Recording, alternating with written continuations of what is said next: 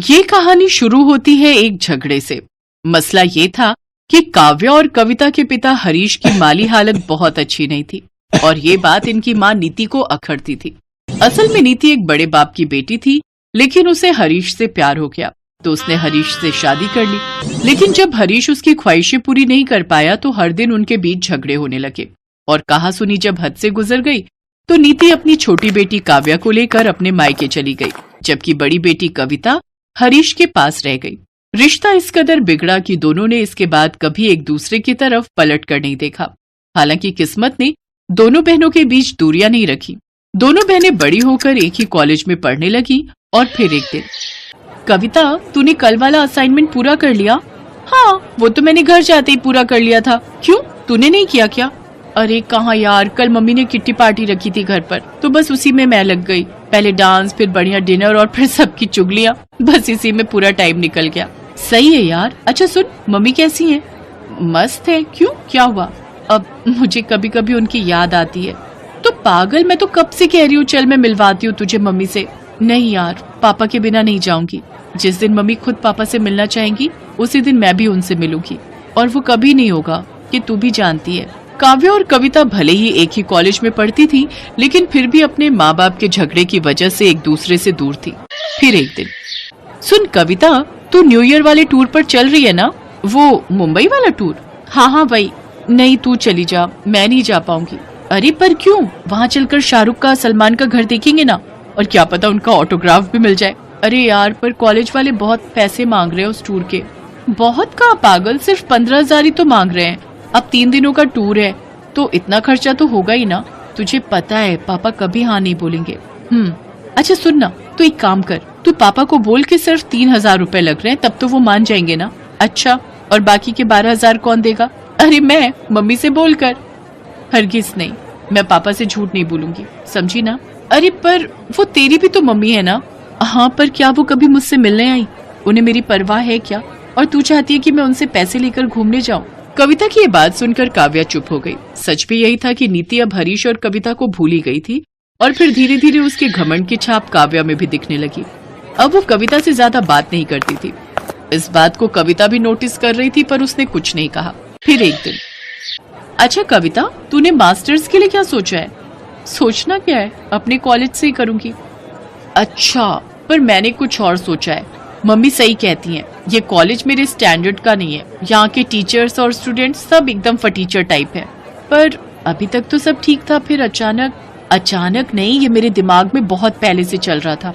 Graduation बीच में नहीं छोड़ सकती थी ना, लेकिन अब मास्टर्स तो मैं किसी अच्छे और महंगे कॉलेज से ही करूंगी। कविता समझ रही थी कि काव्या जानबूझकर उसे नीचा दिखाने के लिए ये सब कुछ बोल रही थी। कविता को लगा कि अब काव्या भी उससे दूर हो जाएगी, लेकिन किस्मत का खेल अभी बाकी था। जब काव्या और कविता बात कर रहे थे, ठीक उसी वक्त एक हैंडसम लड़का उनके पास आया जो एक महंगी गाड़ी से उतरा। हाय काव्या। ओह हाय रोहित, कैसे हो तुम यहाँ कैसे? मैं विमल सर से मिलने आया था। वो बचपन में मेरे ट्यूशन टीचर थे, तो जब भी मैं यहाँ आता हूँ तो उनके पैर छूने जरूर आ जाता हूँ। रोहित की बात सुनकर कविता को बहुत अच्छा लगा, मगर काव्या को रोहित की बात बड़ी अजीब लगी। व्हाट रबिश यार, तू उनके पैर क्यों छूता है? तूने ट्यूशन फीस नहीं दी थी क्या उन्हें? ऐसी बात नहीं है, चल छोड़ना। वैसे ये कौन है? ओह, ये कविता है, मेरी बेस्ट फ्रेंड। काव्या की बात कविता को बहुत बुरी लगी, पर वो चुप खड़ी रही। और फिर, कविता, ये रोहित है, मिस्टर ओबरॉय का इकलौता बेटा। हमारी फैक्ट्री का सारा रॉ मटेरियल इन्हीं के यहाँ से सप्लाई होता है। Okay, hello, nice to meet you. Same here. Rohit को कविता की सादगी पहली ही नजर में भा गई। कविता को भी रोहित के संस्कार बहुत अच्छे लगे।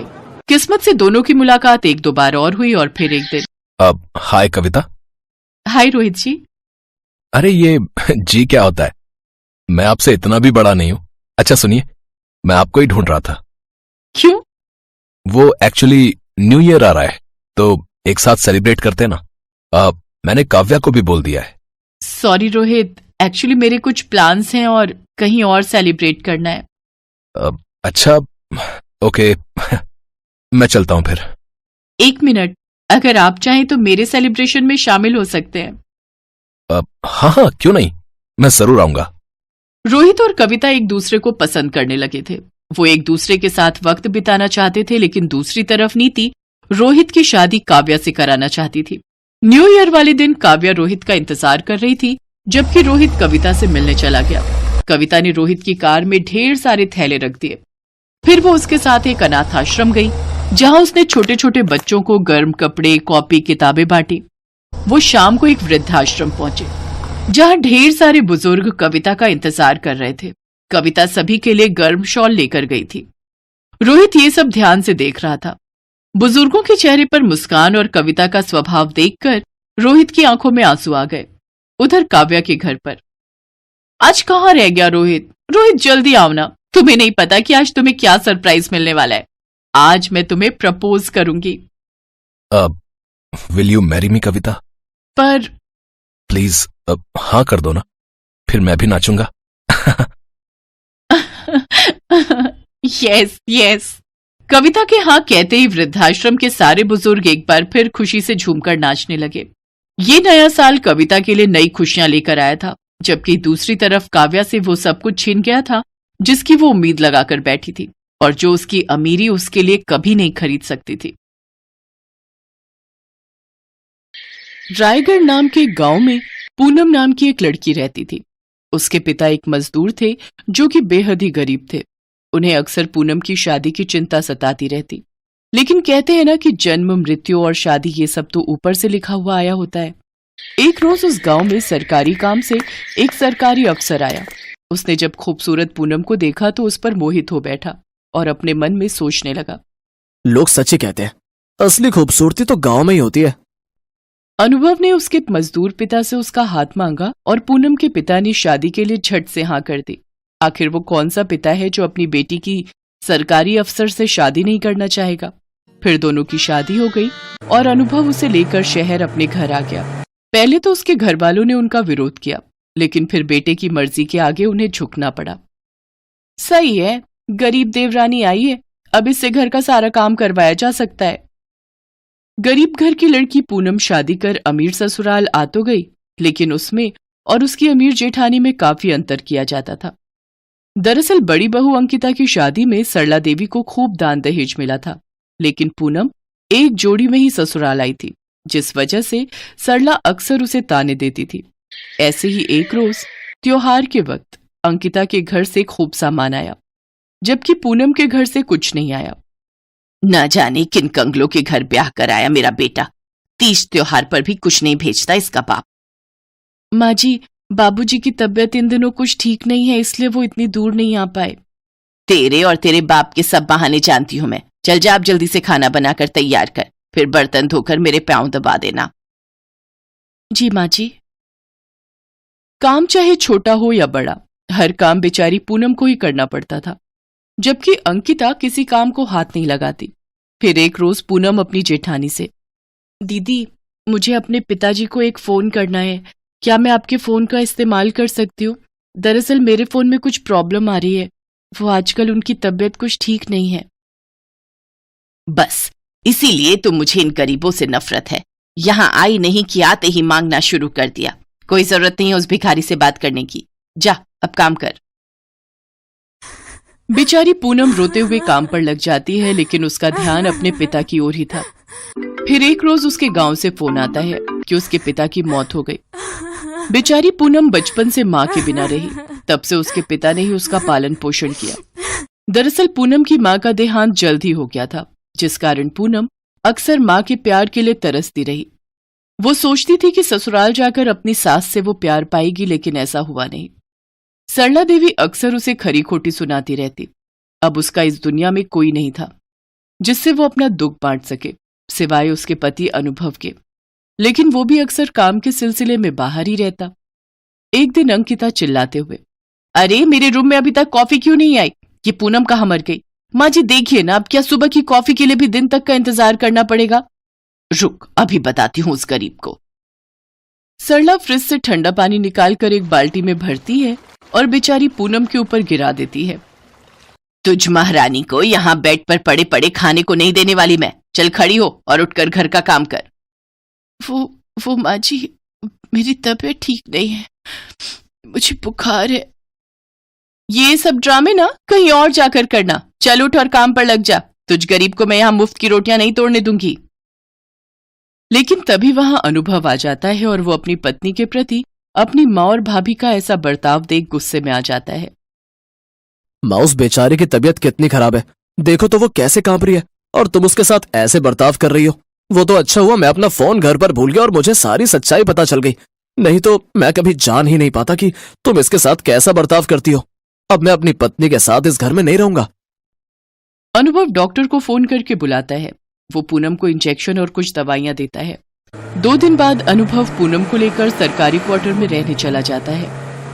अंकिता बहू तो बड़े घर की लड़की थी, इसलिए वो तो कोई काम करती नहीं, जिसकी वजह से अब सरला को ही सारा काम करना पड़ता।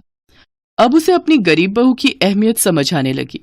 एक रोज सरला की तबीयत कुछ ठीक नहीं थी, लेकिन फिर भी वो घर के काम करती रही और सोचने लगी, मेरी छोटी बहू जब से इस घर में आई थी तब से उसने मुझे एक काम नहीं करने दिया, सब कुछ कितने अच्छे से संभाल लिया, और एक अंकिता बहू है जिसे मेरी पड़ी ही नहीं। काम करने के बाद सरला अपने कमरे में बिस्तर पर जाकर लेट गई, जहां उसका बदन बुखार के मारे बुरी तरह तप रहा था। ओफो, पहले एक काम वाली घर से चली गई तो अब ये दूसरी काम वाली यहां बिस्तर पर बीमार पड़ गई। बहुत जोरों की भूख लगी है, एक काम करती हूँ, आज बाहर से ही अपने लिए पिज्जा ऑर्डर कर लेती हूँ।